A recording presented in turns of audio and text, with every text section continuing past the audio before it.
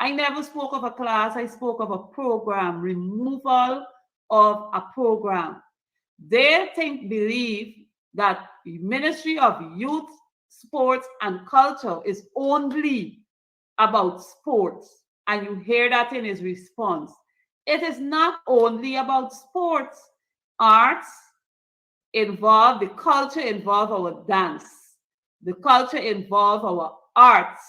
The culture involve our design, the clothing we wear and all these things.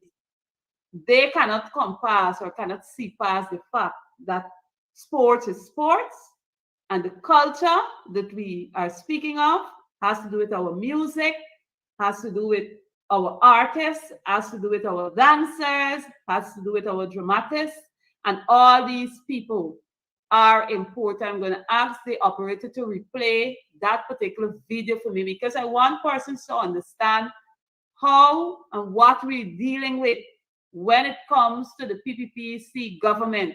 They do not care about our culture.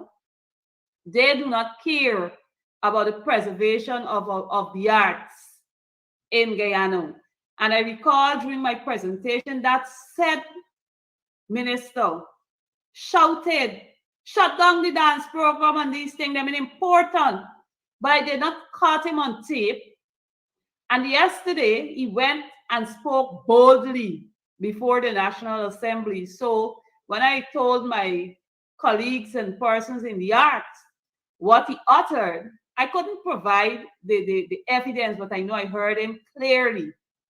And then yesterday, because of his barefacedness, he stood before the National Assembly to say that I am complaining about the removal of a dance class. Now, if persons are into dance and they're not afforded the opportunity to do these shows, you got 2 dance shows for 12 months. You might have about 150, 200 persons dancing. What opportunities are there for these persons to showcase their skills, showcase their talent when you have removed almost all the programs that these persons were able to use to showcase their skills? And so when we look at the ministry of itself, it seems to be a serious issue with how programs and plans are implemented under this particular ministry. Operator, I don't know if you could play back the video for me. Are some of the things we expect in our country. Mr. Speaker, all these new activities, all apparently replace the drama festival that many look forward to. The drama festival provided the perfect opportunity for students writing CSEC exams to write their plays and bring them alive. This is part of the requirement of the subject of theater arts. In 2019, the IPLOT Secondary School won the local competition. Now students writing this subject have to do their little thing quietly at school and not be afforded the opportunity to bring their skills alive, whether it be the National Culture Center or the Theater Guild. Why was this program removed? Dance, another form of arts, require more investment to keep it alive. Christmas Fantasia used to be a free show for seniors and children in the homes. I recall the experience of accompanying seniors from my community to this free show. Enchanted Caribbean used to be held in July for CARICOM. Guess what? Dates never available at the Culture Center. Mr. Speaker, this was critical for CTEC exams again, which is also a requirement for students to critique a dance show. So that was created to provide an opportunity for our students. The Honorable Minister of Sports stood here and told us of building 5 stadia across the country and refurbishing 350 sports grounds. And the Honorable Flue-Bess stood there and expressed deep worry that a dancing class at the Cultural Center was cancelled. A dancing class at the Cultural Center was cancelled. Check your answer and you'll see that I'm correct. And again, this is how the PPPC government operates. They do not deal with facts. But then, you know, even on second thought, as I look at the video, he said the Minister of Sports. So I guess The minister has no responsibility for youth and for culture. During my presentation, I also spoke about the music industry. These people are so devious. There's a whole division in the music industry in Guyana. And it is created from this administration. They don't have a music studio. The president had announced that he would pay for some studio time for musicians in Guyana to go and do their recording for a year. Well, the year finished. So I know what's going to be happening this year. Because in the budget, there's no money there's allotted to say, okay, we will make a music studio. So this one going to be under the government and persons can use it for free. There's nothing like that. But the music studios that they're paying privately, they determine who should use it. So when they're going to the media to say publicly that musicians can use or access these studios, it is not accurate. You check within the music industry, you will see the challenges that they have. But again, and it'll confirm in his speech that the minister is only Minister of Sports, not Youth, Sports and Culture. And the heading for that ministry is Ministry of Youth, Sports and Culture. They fail to recognize that under this ministry, it has the basis for the most socio-economic impact in the lives of people. And when I say socio-economic, I'm referring to our social life. And our social life has to do with the relationships that are formed. When people are in teams or in all these things, there are different relationships that are formed. There are friendships, lifelong friendships that are formed during this opportunity. And also, it provides an opportunity for people to earn, to be able to be marketable. We have musicians, yes, where's the copyright laws in Guyana or legislation that will help our musicians, our writers to protect their work? But you're going around flaunting that you have all these monies and all this to distribute and you will pay for that and that. But the budget, which directs how finances will be spent throughout the year, does not in any way caters for the arts effectively. It's just a minimal thing. There's a under a particular line item of subsidies to organization, they list 4. The others, they group them under one heading. So you can determine if dance school will get $100, if the music industry can get $200, if the art and craft will get $200. No, it's not like that. So you can't pick up the book to determine what these areas will be getting. And it will take the Guyanese people to wake up.